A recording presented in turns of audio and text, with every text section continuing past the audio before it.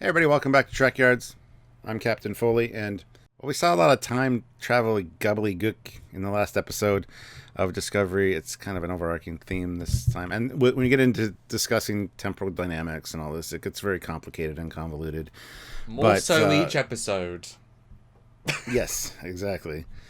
So today we're going to talk about the Discovery universe, timeline, reality, whatever you want to call it.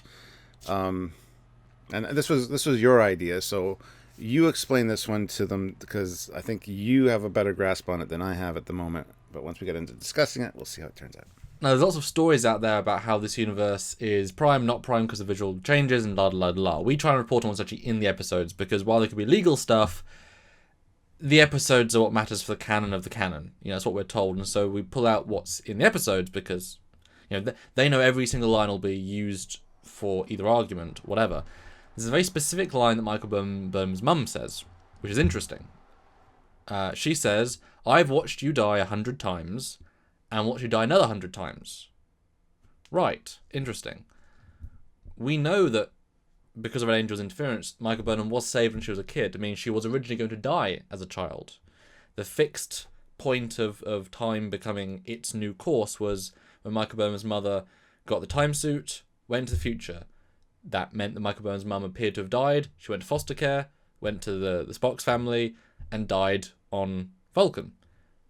Michael Burnham's mother saved her, created an alternate timeline. But according to her, she has watched, changed, caused timelines, changes, which has led to her death 100 times or more, and she expects the same thing.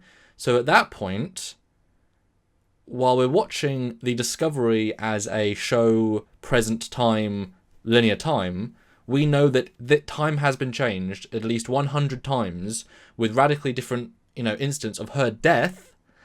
So therefore, this timeline, what we're watching, couldn't be called Prime, Kelvin, whatever, because it's not. It's been changed hundreds of times. It's being changed hundreds of times, and because the way time is, she's possibly changed. Like Michael Burnham's mum has probably changed events, in the 2500s, 2300s. Like, she's not just changing these 10 years, she's going back and changing all around. And this is not change and a fix, this is changed, rechanged, rechanged, re-rechanged. Maybe she's allowing a consequence. I mean, she obviously allowed her daughter to survive that time, that changed the timeline, and now that's changed the timeline from that point onwards, and then maybe she doesn't want this and this, and then obviously she changed the timeline to have Discovery meet the big, dying orb to get some information. That completely changes the timeline as well. So now we have multiple points where we're not fixing it. There's no intention to fix it. This is now a fluid timeline where only Michael Burnham's mum is the existent from the whatever timeline she came from. It's always being changed. Think Butterfly Effect.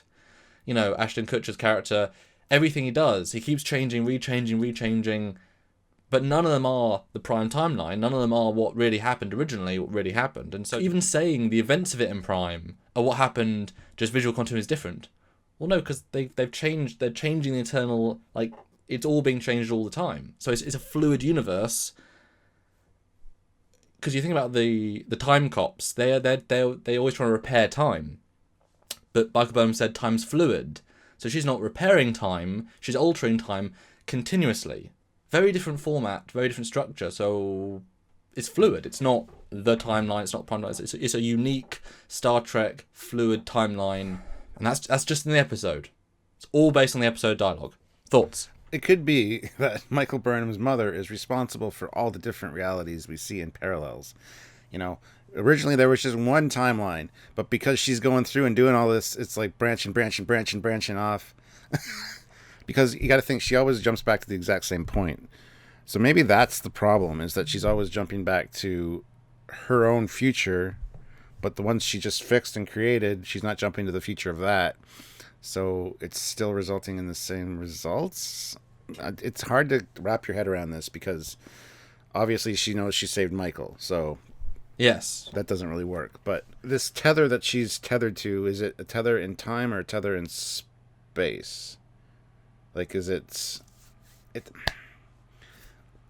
I don't know. You think you'd go back and change something in the timeline when you got tethered back to where you originated from. It wouldn't be the same timeline because you just made that change. You would think that that would be something separate if it's tethered through time. But if it's only tethered in space, and time is just because of the suit. I don't even know. My head hurts. This is one of those problems with time travel. If you don't really think it through, it starts breaking down. We don't even know why this time suit, why there is a tether that that rubber bands her back into this point, the 29 or 31st. It's 900 years in the future of her leaving, which was like 20-ish years ago. But yeah, it says well after the AI has destroyed everything. That was 2750s. And yeah, you're right. If time is, I mean, we've seen, First Contact and all these other shows and movies where they change something and time changes. I mean, look at Guardian Forever. Change, effect. Now, obviously, she must have temporal shielding, like relativity, like, whatever. So she's not being changed with the timeline.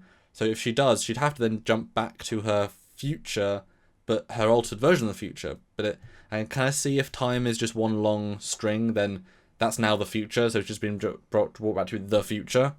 But that implies one timeline where we now know there's alternates because she said she changed it 100 times. So, because if she, it's very confusing, and I don't think they quite know what they're doing with it. Because, basically, I don't see how this you couldn't even argue this is meant to be the original 1960s timeline, even story-wise now. With the amount of changes this one character has done throughout the history of the universe, none of which are being corrected, and ripples of which are being changed all the time. It's not as if one thing gets changed, nothing else changes. I mean, I wouldn't be surprised. And I remember they actually said, her own theory that Leland said was that someone from the future must be going back and advancing technology. So who's to say that she didn't think, well, we need to, say she gets the another time. I'm assuming she gets another time crystal in the future. I'm assuming that she just finds one. I mean, she's got infinite time. Because remember, the suit can also travel anywhere in space. It travelled 50,000 light years.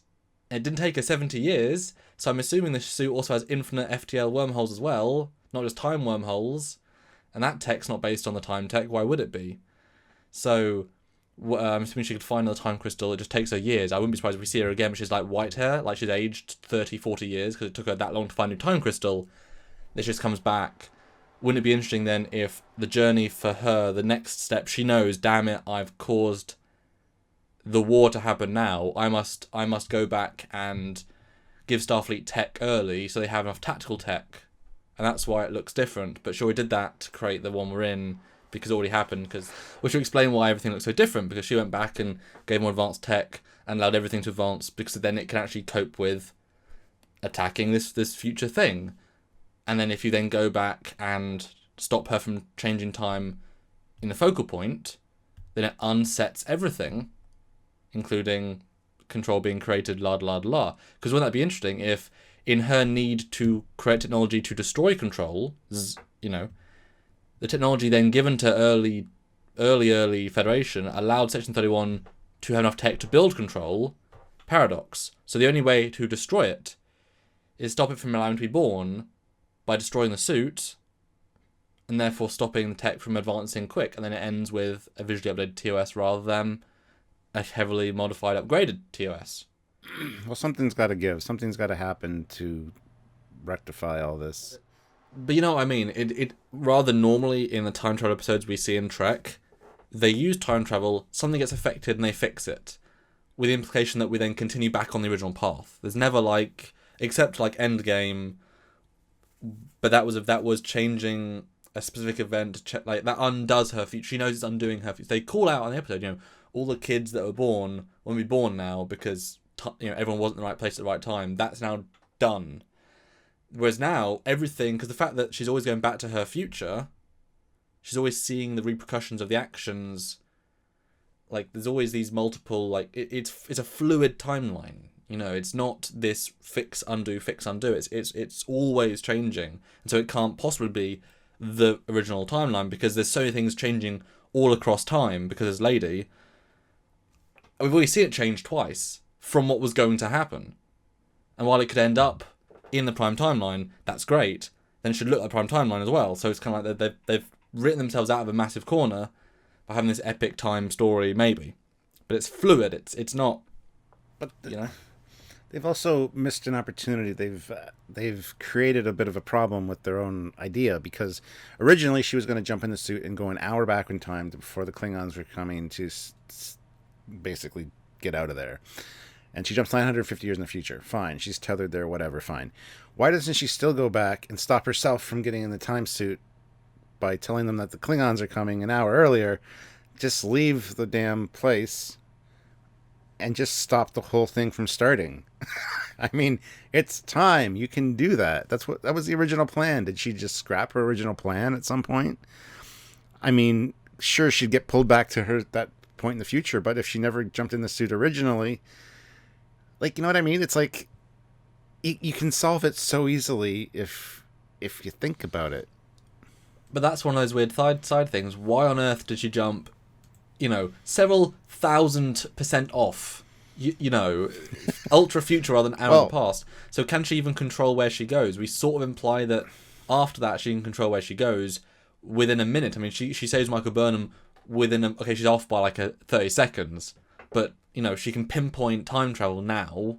The fact that Admiral Janeway from Endgame didn't suddenly disappear in a puff of smoke. Future alternate timeline actors, characters, people can still exist in the past, even if they've changed their own future. And so if Michael Burnham's mum stops the event that put her in the suit, she'd still have the suit, but have changed the timeline. Like, she'd still be immune from that, given that she's in a time suit. And then, therefore, now the timeline's altered, she'd be with her daughter, but she'd still be able to go around and change things. Like, it wouldn't undo that future version of her. Yeah. It would create another timeline. Yeah. But she'd still be in that timeline. It just hurts my brain, man. Again, we've said every single episode, because it builds. The season lives or dies on the end arc. And I'm happy we've got a few episodes, unlike season 1, where they had 2 big arcs, neither quite connected, definitely to each other, but neither quite connected in the resolve. This one is a real build. So they got 3 or 4 more, exciting. It could go anywhere, could go nowhere, could reset everything. Damn interesting episode. And Alex Kurtzman said we're going to shake things up heavily. We know we got season 3, but we also know they're going to film section 31 after season 3. The implication being that replaces. Everything they've said seems to imply replaces. It's interesting. What do you guys think? Is this a temporal time fluid timeline discovery? Is it now its own unique thing that might end up in the prime timeline? But isn't the prime time now just boring if you can have a timeline where everything's fluid and moving and in flux and... Well, I have the answer. Only time will tell. We need to watch and see what they do. And whether they can smartly finish this and fix things up. Hopefully that is the plan, the agenda. We'll see. But only time will tell. I have a second joke for you. Stuart, we've run out of time. We've run out of time to talk about time. There is no time to talk about time. So that means we got to end. Guys, put your comments down below. Tell us what you think about this. Hopefully you have the time to do that. That would be great. And also, if you have the time, hit the like button. Don't forget to subscribe. Don't forget to join us on social media. Also, click the notification icon so you get notified when we upload. But we got a lot of links down below as well, which some of them are the Teespring store. You can buy some cool Trekyards merch. You can also get some Eagle Moss ships. But there's other ways to help us down there as well. And Samuel's going to tell you about that right now. Go. You got time. Go. You're not frozen. Snap. There you go. Time. Come on. Go. Hey, everybody. Welcome back to Trekyards. I'm Captain Foley, and we saw a lot of time travel gobbledygook in the last episode of Discovery. It's kind of an overarching theme this time. And when you get into discussing temporal dynamics and all this, it gets very complicated and convoluted. More so each episode. Yes, exactly. So today we're going to talk about the Discovery universe, timeline, reality, whatever you want to call it. And this was your idea, so you explain this one to them, because I think you have a better grasp on it than I have at the moment. But once we get into discussing it, we'll see how it turns out.